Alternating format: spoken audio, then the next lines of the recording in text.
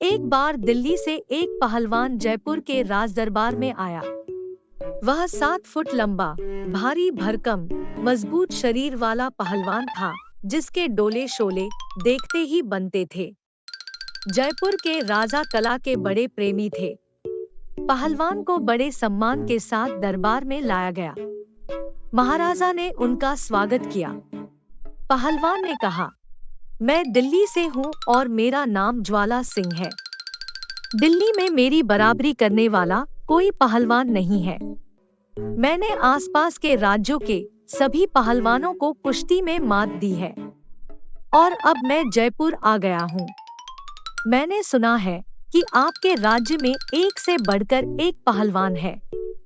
तनिक मैं भी तो देखूं कि मुझे कोई टक्कर दे सकता है या नहीं। राजा ने कहा, ज्वाला सिंह, हमें यह जानकर प्रसन्नता हुई कि आपको अपनी शक्ति पर गर्व है।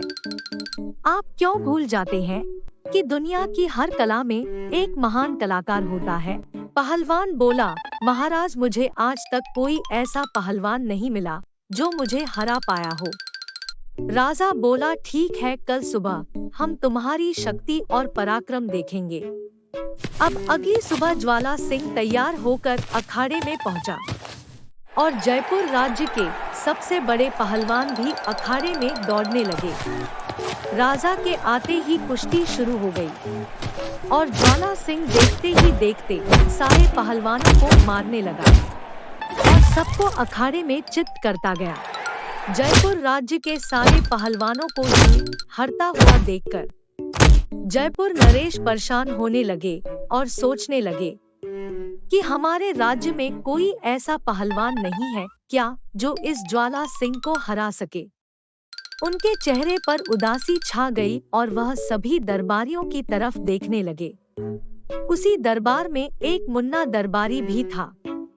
उससे महाराज की उदासी देखी नहीं गई और बोला, महाराज, आपकी आज्ञा हो तो मुझे कल अपने राज्य की तरफ से इस ज्वाला सिंह के साथ युद्ध करने दे।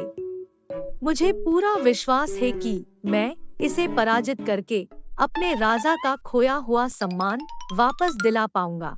ज्वाला सिंह भौचक्का सा उस कमजोर से आदमी को देख रहा था जो इतना गरज के साथ चुनौती स्वीकार कर रहा था। महाराज समझ गए कि मुन्ना दरबारी बुद्धि का कोई प्रयोग करके उस पहलवान का गर्व चूर करना चाहता है। अब अगले दिन मुन्ना दरबारी भी तैयार होकर अखाड़े में पहुंचा और ज्वाला सिंह भी मैदान में उतर गया। दोनों एक दूसरे को घूरने लगे। तभी मुन्ना दरबारी ने एक जोर का घूंसा ज्वाला सिंह को जड़ दिया।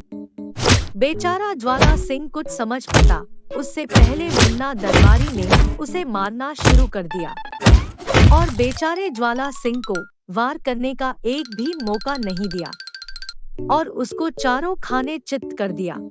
महाराज ने मुन्ना दरबारी को विजेता घोषित कर दिया और बेचारा ज्वाला सिंह चुपचाप जयपुर राज्य छोड़कर चला गया।